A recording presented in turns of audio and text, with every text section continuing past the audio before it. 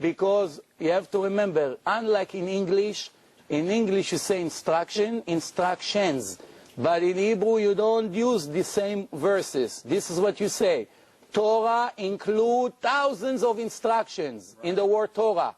But Torahs mean two different kinds of instructions. Now I want to ask you a question. It's an intelligent, it's common sense question.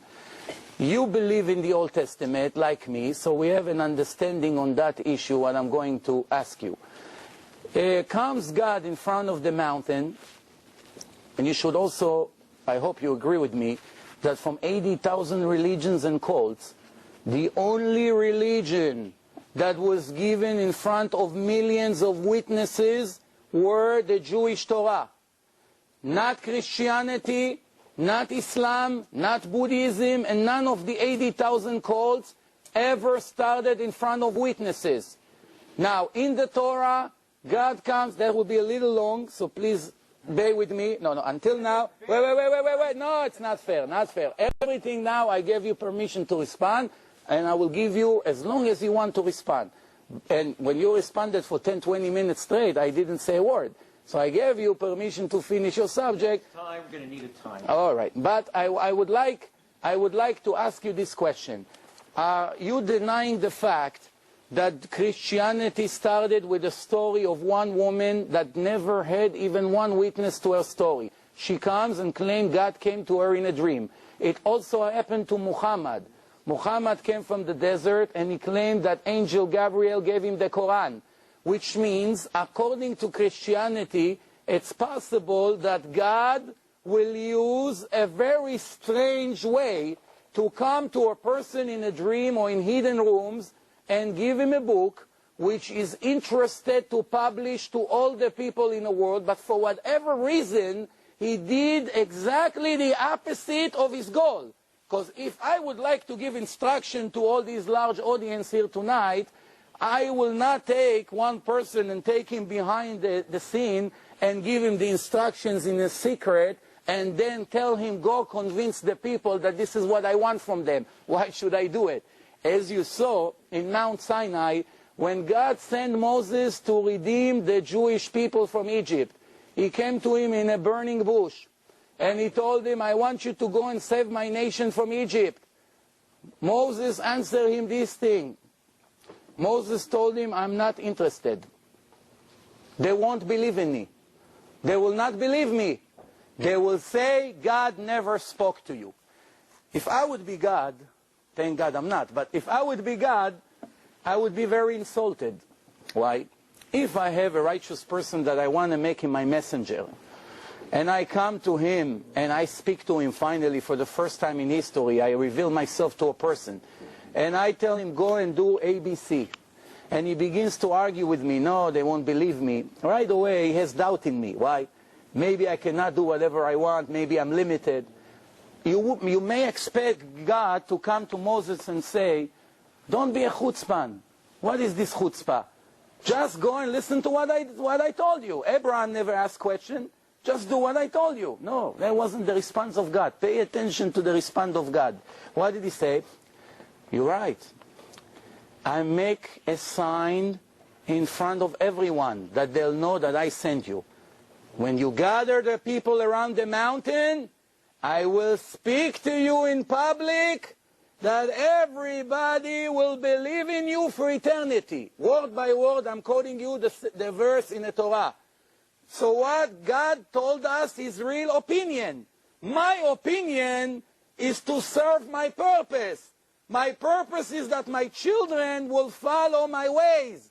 As many places in the Torah it says, I wish that the Jews will be faithful and follow my laws. It's not so hard to keep it. It's not beyond the ocean. It's not above the sky. Yosef, can I just interrupt you and say, I agree with everything you're saying. I know. That part you should. We have a saying, Christians have a saying, you're preaching to the choir. No. I am agreeing with the principle. And I didn't say you don't. Actually, I started with the fact that you agree, but I'm getting to the point. This is all a preparation for the question. And I told you in advance that it's going to be long, so you cut me in the middle.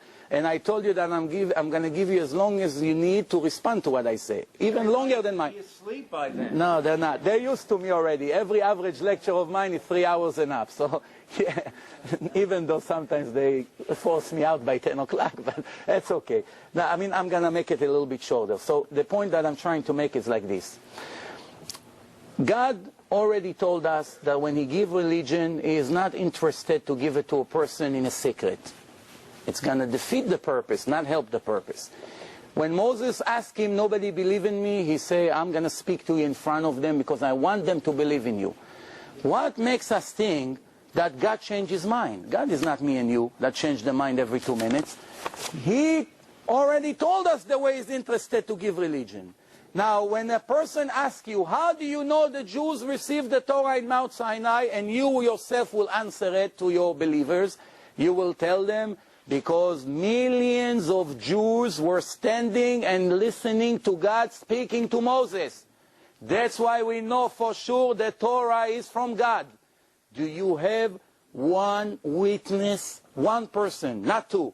Even one, it's not enough. You always need minimum two. Please tell me, do you have 2 witnesses that can come and swear that they heard God coming to Mary in a dream and tell her whatever the prophecy that you mentioned before? Or there is any 2 witnesses that God came to Muhammad and gave him the Quran? How is it possible that these people never thought to bring 2 or 3 or 5 witnesses to their story? Because everybody can say whatever you want. I had a dream. It's right away 50% doubt, forever. Tell me, please. I can speak? Please? How long are you going to give me? As long as you need. You're not going to interrupt me? That's I'm not promising. We have to establish some better ground rules, I Believe think. me, I'm trying. Please understand me. And I agree with just about everything Yosef says. You know, I'll even go further. In Torah, it says that everything has to be established by 2 or 3 witnesses. And Jesus even said the same thing. He said, don't believe me if I'm just talking on my own, but believe me because of the evidences. And so I want to talk to you a little, just a little bit about the evidences. Has anybody here read David Klinghoffer's book, Why the Jews Rejected Jesus? Please get the book. He's an Orthodox Jew, and he's trying to justify why the Jews had every right in the world to reject Jesus. But on page 117 of that book, he admits some incredible supernatural signs, some verification. He said from the time of the crucifixion, for the next 40 years until the destruction of the temple, and he's getting this from both Talmud, and he's getting it also from Josephus. And he's saying these are things that Orthodox Jews believe. And he's saying in that 40-year period, from the crucifixion until the destruction of the temple in 70 A.D., 40 years later, there are all sorts of supernatural omens. Now, supernatural omens aren't good signs. They're really bad signs. And these are the signs that he talked about. He talked about a temple light that wouldn't stay lit. They kept on lighting it, and it kept on going out. The east gate of the temple wouldn't stay closed. It kept on opening. And if you know the prophet Ezekiel, you know that God left when he got angry with the Jewish nation. He left through that east gate. It was almost as if God was saying, I am out of here. Even more dramatic than that, Klinghoffer says that during those 40-year period, throughout the entire land of Israel, people saw incredible spectacles in the sky, chariots and war cries and screaming and everything that suggested there was going to be a war. In other words, Klinghoffer agrees that there were all these supernatural signs coming from God warning about the impending destruction of the temple. Now, there are many forms of signs and evidences. The miracles that Jesus performed. You know, the Jewish people of Jesus' day never suggested that it was a sleight of hand by which he did these miracles. They all admitted that he did the miracles, but I think as Yosef was suggesting, that he did it by sorcery because he was in league with the devil. But if you'll read the New Testament accounts of the trial, they never brought that up against him as a charge. I don't even think they believed it. His signs were so incredible, and the good that he did, he healed everybody who came to him. He fed miraculously thousands of people on several occasions. He raised the dead. The Jewish people never took issue with that. They never claimed that he never did what the New Testament said he did. We don't even have that in the Talmud. The Talmud doesn't offer any contradictory evidence. If these were fabrications that you find in the New Testament, the Talmud would be full of charges that these things weren't true. They never contested these things. Okay, and let me just finish. The very fact that the writers of the New Testament died martyrs' deaths, proclaiming to the end that what the things that they had written about was true, demonstrated that they didn't have any political motivation for getting together and lying about stealing Jesus' body away or these various miracles. In fact, when you read the New Testament accounts, and I hope you will because it's very interesting.